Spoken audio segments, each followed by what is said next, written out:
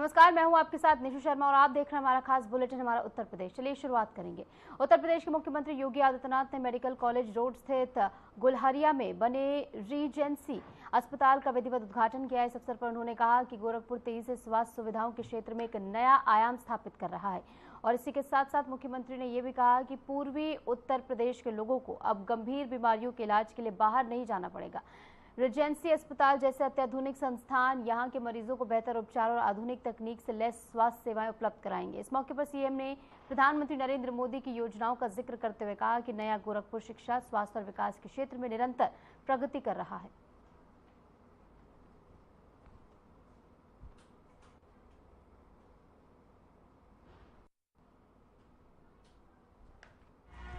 Launching Uttar Pradesh शासन के यशस्वी माननीय मुख्यमंत्री महोदय के कर कमलों से संपन्न होता हुआ।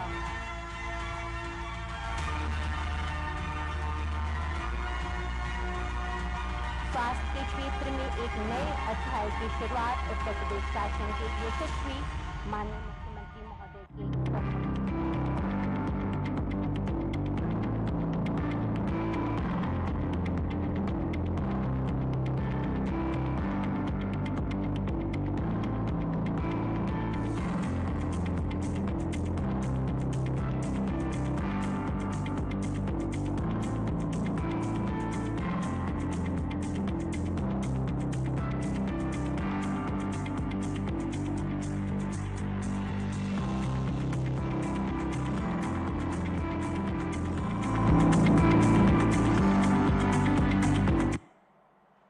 सुख समृद्धि की सरिता बहे सौरभ सुखद समीर, चपल चारु जीवन रुचिर गुरु चरणन समीप।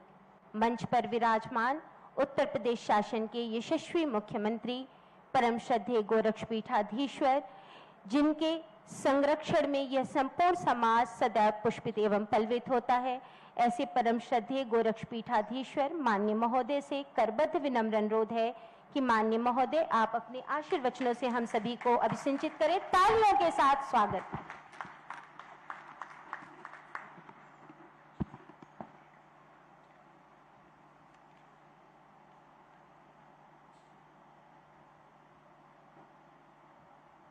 रीजेंसी हॉस्पिटल के आज के इस लोकार्पण कार्यक्रम में समारोह में उपस्थित गोरखपुर के लोकप्रिय सांसद श्री रविकिशन शुक्ला जी, डुमरियागंज के माननीय सांसद श्री जगदंबिका पाल जी, गोरखपुर के महापौर डॉक्टर मंगलेश श्रीवास्तव जी, विधान परिषद सदस्य डॉक्टर धर्मेंद्र सिंह जी, मैं बस 5 मिनट मारूं, ड्रेस में ठीक कर रही हूं। मान्य विधायक श्री महेंद्र पाल सिंह जी, प्रदीप शुक्ला जी, सरवण निषाद जी,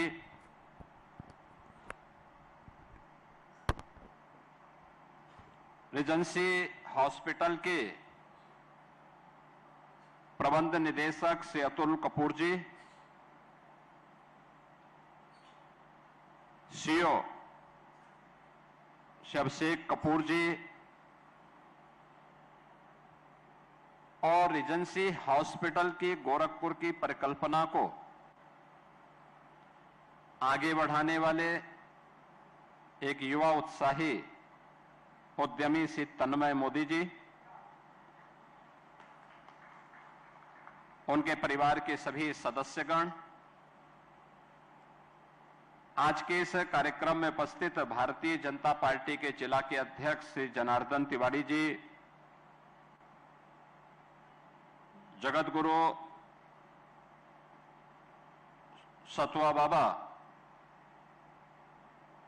श्री संतोषाचार्य जी महाराज, कालीबाड़ी के श्री महंत रविंद्र दास जी महाराज, हनुमानगढ़ी अयोध्या धाम से पधारे श्री महंत राजू दास जी महाराज, आज के इस लोकार्पण कार्यक्रम में यहां पर उपस्थित हमारे उत्तर प्रदेश के प्रमुख उद्यमी श्री चंद्र प्रकाश अग्रवाल जी, उत्तर प्रदेश महिला आयोग की उपाध्यक्ष श्रीमती चारू चौधरी जी,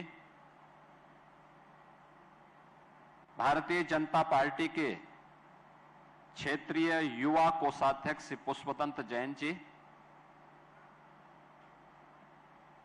डॉक्टर अवधेश अग्रवाल जी और आज के इस कार्यक्रम में उपस्थित रीजेंसी हॉस्पिटल से जुड़े हुए, मोदी परिवार से जुड़े हुए सभी अन्य सदस्यगण और उपस्थित बहनों और भाइयों,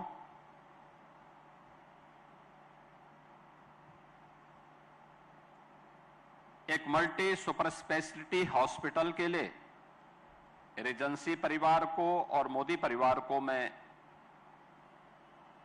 गोरखपुर और पूर्वी उत्तर प्रदेश वासियों की ओर से हृदय से धन्यवाद देते हुए इस लोकार्पण कार्यक्रम के अवसर पर अपनी शुभकामनाएं देता हूं।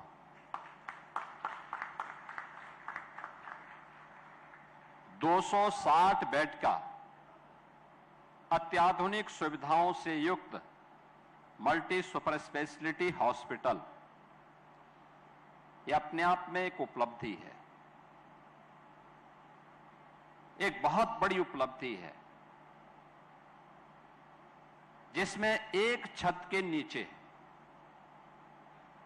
वे सभी उपचार की सुविधाएं उपलब्ध होंगी, चाहे वह कार्डियोलॉजी से जुड़ा हुआ हो, नेफ्रोलॉजी से जुड़ा हुआ हो, न्यूरोलॉजी से या न्यूरोसर्जरी से जुड़ा हुआ हो, यूरोलॉजी से जुड़ा हुआ हो या ऑन्कोलॉजी से जुड़ा हुआ। ऐसे लगभग 7-8 सुपर स्पेशलिटी की वे सभी प्रकार की सुविधाएं एक छत के नीचे पूर्वी उत्तर प्रदेश, पश्चिमी उत्तर बिहार और नेपाल के लोगों को गोरखपुर में उपलब्ध हो जाए, यह अपने आप में एक बहुत बड़ी उपलब्धि है और वह भी एक औपचारिकता नहीं, नाम के अनुरूप ही पूरी तन्मयता के साथ तन्मय मोदी जी ने अपनी मेहनत और अपनी क्षमता का परिचय देकर के उस प्रकार की सुविधाएं दी हैं। मॉड्यूलर ओटी, जिसमें इन्फेक्शन की संभावना 0, कैथ लैब,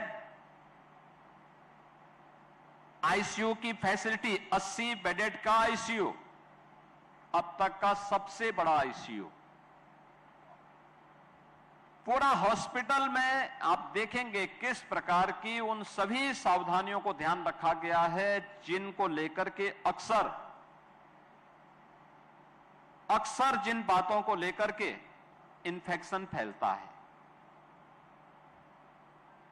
हम ये मानते हैं कि हॉस्पिटल उपचार का माध्यम है, हां ये सच है, लेकिन उसका दूसरा पक्ष भी है कि अगर हमने वहां पर सतर्कता और सावधानी नहीं बरती तो वह एक नया इन्फेक्शन का भी माध्यम बनता है और वह मरीज के लिए जानलेवा होता है। उन सभी बातों को ध्यान में रख करके इस नए सुपर स्पेशलिटी हॉस्पिटल जो रीजेंसी के साथ मिलकर के यहां पर आज शुभारंभ किया जा रहा है, यह इस क्षेत्र की 5 करोड़ आबादी के लिए एक स्वास्थ्य सुविधा का बेहतरीन केंद्र बनेगा, इसमें कोई संदेह नहीं होना चाहिए। बहनों और भाइयों, रीजेंसी हॉस्पिटल कानपुर से अपनी यात्रा प्रारंभ किया है। कानपुर में हेल्थ सेवाओं का बैकबोन के रूप में रीजेंसी हॉस्पिटल ने अपनी सेवाएं प्रारंभ की और वहां पर उत्तर प्रदेश सरकार के द्वारा संचालित गणेश शंकर विद्यार्थी मेडिकल कॉलेज के साथ ही रीजेंसी हॉस्पिटल, क्योंकि मुझे भी 1-2 बार वहां पर देखने के लिए, पेशेंट को देखने के लिए जाना पड़ा था, जब वहां पे एक बार कानपुर देहात में एक बड़ी दुर्घटना हो गई थी, तो गंभीर रूप से घायल जो नागरिक थे उनको देखने के लिए मैं हॉस्पिटल में गया। कोविड कालखंड के दौरान भी इन्होंने वहां पर, डॉक्टर कपूर ने बेहतरीन सेवा देने का प्रयास किया और अब उसने कानपुर से बाहर निकल करके एक चेन रेजेंसी हॉस्पिटल की प्रारंभ की है, जहां पर इनका अनुभव और इनकी टीम और लोकल स्तर पर कोई व्यक्ति पैसा लगाता है तो ये नया मॉडल, ये मॉडल वह है जिसे आप हब एंड स्पोक मॉडल भी कह सकते हैं कि यह रेजेंसी हॉस्पिटल अपनी सुपर स्पेशलिटी क्षेत्र की अनुभव के साथ ही लोकल कोई भी व्यक्ति जो पैसा लगा सकता है वह अपनी पूंजी लगा करके दोनों मिलकर के कार्य करेंगे तो कॉमन मैन को, एक नागरिक को जिस सुविधा के लिए भटकना पड़ता है, जिस सुविधा के लिए उसे लखनऊ, दिल्ली, मुंबई, बेंगलुरु, चेन्नई या अन्य स्थानों पे जाना होता है, वह सुविधा उसको अपने ही जनपद में, अपने ही क्षेत्र में उपलब्ध हो जाएगी। आज ये रेजेंसी हॉस्पिटल उस बात का एक उदाहरण यहां पे प्रस्तुत कर रहा है।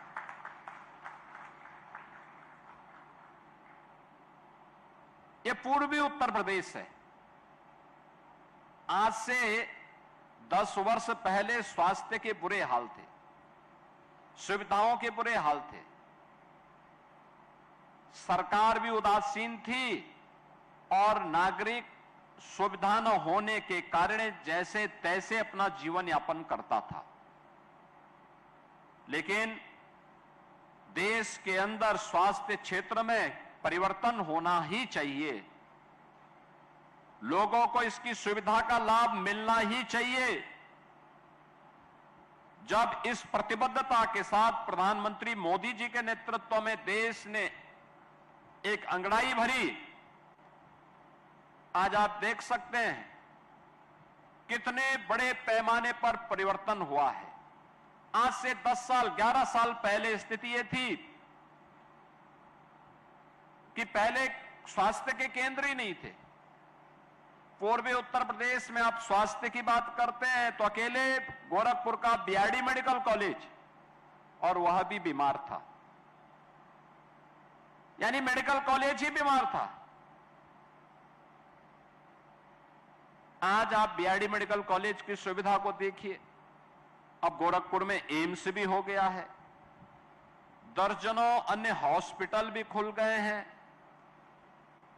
जहां पूर्वी उत्तर प्रदेश का एकमात्र मेडिकल कॉलेज था, आज बस्ती में मेडिकल कॉलेज, सिद्धार्थनगर में मेडिकल कॉलेज, महाराजगंज में मेडिकल कॉलेज, कुशीनगर में मेडिकल कॉलेज, देवरिया में मेडिकल कॉलेज, बलिया में हम नया मेडिकल कॉलेज खोलने जा रहे हैं, आजमगढ़ में मेडिकल कॉलेज, अंबेडकर नगर में मेडिकल कॉलेज, बलरामपुर में मेडिकल कॉलेज, गोंडा में मेडिकल कॉलेज, बहराइच में मेडिकल कॉलेज, अयोध्या में मेडिकल कॉलेज, सुल्तानपुर में मेडिकल कॉलेज, प्रतापगढ़ में मेडिकल कॉलेज, गाजीपुर में, जौनपुर में, चंदौली में, सोनभद्र में, मिर्जापुर में, ये सब मेडिकल कॉलेज या तो प्रारंभ हो चुके हैं या इस वर्ष प्रारंभ होने जा रहे हैं। आप देखिए ना कितने। तो गोरखपुर से आप सुन रहे थे सीएम योगी आदित्यनाथ को। चलिए अब खबरों में आगे बढ़ेंगे। मुख्यमंत्री योगी आदित्यनाथ के प्रवास का आज दूसरा दिन रहा। उन्होंने गुरु गोरखनाथ की पूजा अर्चना की और अपने गुरु ब्रह्मलीन महंत अवैधनाथ की समाधि स्थल पर जाकर आशीर्वाद लिया। पूजा पाठ के उपरांत योगी आदित्यनाथ मंदिर परिसर में भ्रमण के लिए निकले। गौशाला के पास पहुंचे तो वहां टहल रहे मोर उनके पास आ गए। मुख्यमंत्री योगी ने मोरों को अपने समीप बुलाकर बड़े स्नेह से केला खिलाया। इसके बाद वह गोरखनाथ मंदिर की गौशाला पहुंचे, जहां गाय और बछड़े उन्हें देखते ही उनके पास आ गए। योगी आदित्यनाथ ने स्वयं गुड़ और चना खिलाकर गौवंश की सेवा की।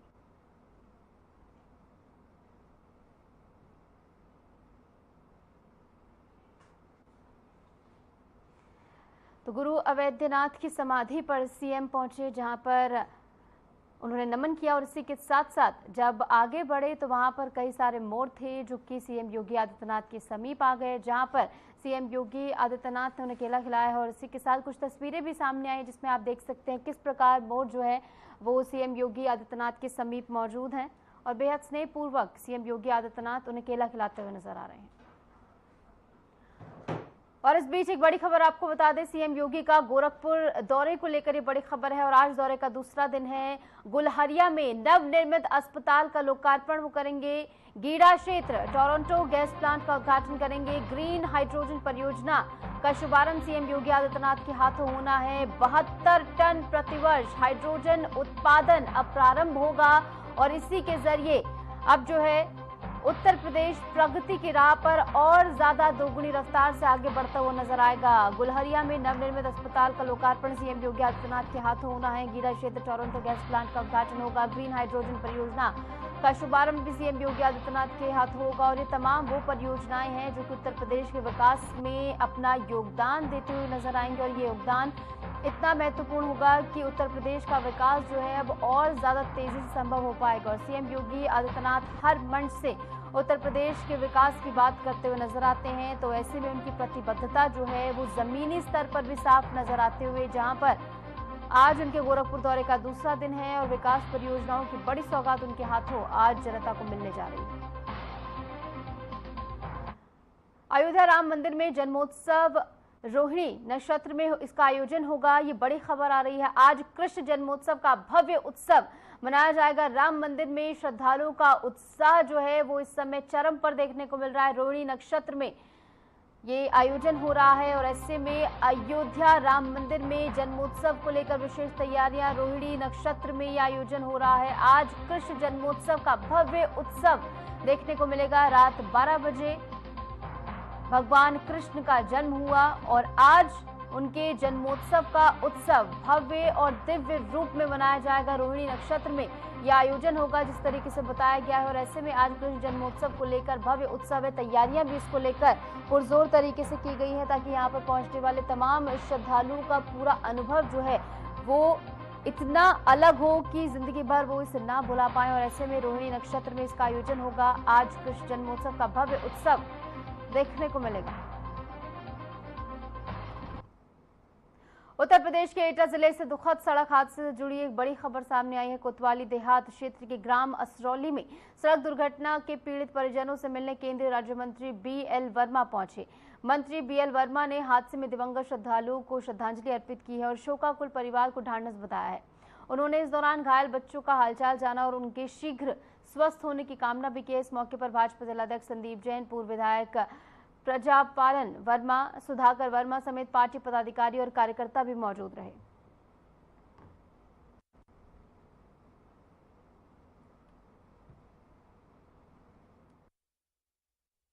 देखिए, ये घटना बहुत ही बड़ी दुर्घटना थी जिसमें एटा से जो श्रद्धालु वापस आ रहे थे और उस घटना में 11 लोग एट द स्पॉट एक्सपायर हो जाना और शेष बहुत सारे इंजर्ड हैं और एक तो इस प्रकार का स्थिति में है जो कोमा में है। तो मैं कहूँगा कि हम उस ऐसे पीड़ित परिवार जो हैं उनसे मैं भेंट करने आया था और शोक संवेदनाएं व्यक्त करने आया था, मैं सांत्वना देने आया था। और इसमें जहाँ तक आश्वासन की बात रही तो जो भी घायल हैं उनके लिए मैंने कहा है कि यहाँ पर इनका बेहतर इलाज हो तो अच्छा है, नहीं तो किसी प्रकार की आवश्यकता पड़ती है तो दिल्ली मैंने कहा है कि आप लेकर आइए, उनको बेहतर से बेहतर इलाज कराने के लिए हमारा प्रयास रहेगा। शेष सहयोग का जहाँ तक सवाल है तो दोनों हमारी सरकारें अब तक 2-2 लाख रुपए जो हमारे मृत हैं उनके लिए, 50-50 हजार घायल, इस तरह से 1-1 लाख घायलों के लिए और 2-2 4-4 लाख रुपए जो हमारे मृत जन हैं उनके लिए देने का काम हुआ है। और मुझे लगता है कि आवश्यकता जरूर पड़ेगी। मेरी अभी लेखपाल साहब से बातचीत हुई है, किन किन स्कीमों के तहत क्या और सहयोग हो सकता है। सबकी सहानुभूति ऐसी घटना में रहती है। मुझे लगता है कि केवल हमारे जनप्रतिनिधि आदरणीय डेविड जी हैं, हमारे पूर्व विधायक हैं, जिलाध्यक्ष हैं और लगातार आते भी रहे हैं और प्रशासनिक हमारे अधिकारी, उनकी भी कहीं ना कहीं सिंपैथी इन पीड़ित परिवारों के साथ में है।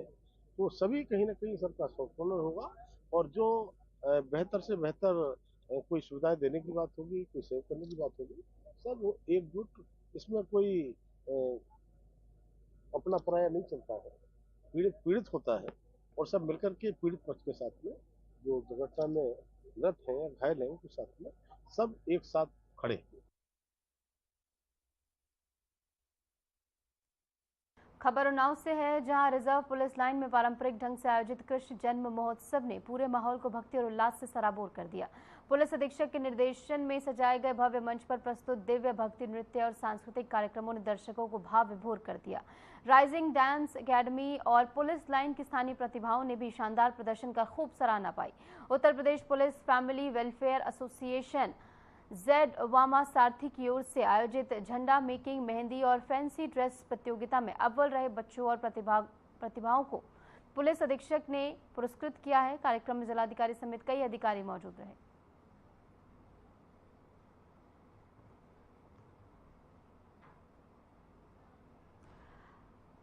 खबर बदायूं से है, जहां हिस्ट्री शीटर धीरेन्द्र पुलिस को चकमा देकर अस्पताल से फरार हो गया। आरोपी को परसों रात मुठभेड़ के बाद गिरफ्तार किया गया था। उस पर 12 से अधिक मुकदमे दर्ज हैं।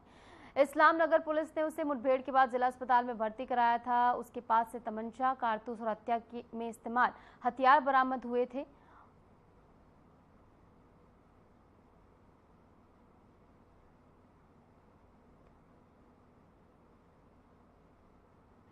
खबर हापुड़ से है, जहां न्याय की उम्मीद लेकर पहुंचे फरियादियों को इंस्पेक्टर ने गाली देकर भगा दिया। शिकायत करने आए लोगों को मां को लेकर अभद्र भाषा में अपमानित किया गया और इंस्पेक्टर का यह बर्ताव निंदनीय बताया जा रहा है। घटना का वीडियो सोशल मीडिया पर तेजी से वायरल हो रहा है, जिसमें लोगों में आक्रोश है। और ये वीडियो सोशल मीडिया पर तेजी से वायरल हो रहा है। इस वीडियो के वायरल होने के बाद लोग जो है गुस्से में हैं, उनकी ओर से आक्रोश व्यक्त किया जा रहा है, क्योंकि इस तरीके से अगर पुलिस की ओर से आम लोगों के साथ बर्ताव किया जाएगा तो आखिर आम जनता अपनी शिकायत लेकर कहां जाएगी, ये बड़ा सवाल उठता है। और ऐसे में ये भी देखना बेहद महत्वपूर्ण होगा कि इस पूरे वीडियो के वायरल होने के बाद क्या कुछ संज्ञान लिया जाता है और क्या कुछ कार्रवाई इस पुलिस इंस्पेक्टर पर की जाती है जिसने बुरा व्यवहार किया है उस शख्स से, जो कि यहां पर शिकायत लेकर पहुंचा था। खबर बहराइच से है, जहां नानपारा कोतवाली क्षेत्र में स्थित TFC गारमेंट्स के गोदाम में किसी वजह से आग लग गई। गोदाम में कपड़े और जूते चप्पल का भारी स्टॉक था। सूचना पर पहुंची फायर ब्रिगेड की टीम ने कड़ी मशक्कत के बाद आग पर काबू पाया। आग से भारी नुकसान की आशंका जताई जा रही है। मौके पर अफरा तफरी का माहौल रहा। हालांकि किसी के हताहत होने की कोई भी सूचना सामने नहीं आई है। खबर लखीमपुर से है, जहां निघासन तहसील के जंगल नंबर 12 क्षेत्र में शारदा नदी का कटान लगातार जारी है। कटान के चलते एक मकान का हिस्सा नदी में समा गया। ग्रामीणों में दहशत का माहौल है और हालात बिगड़ने की आशंका भी बनी हुई है।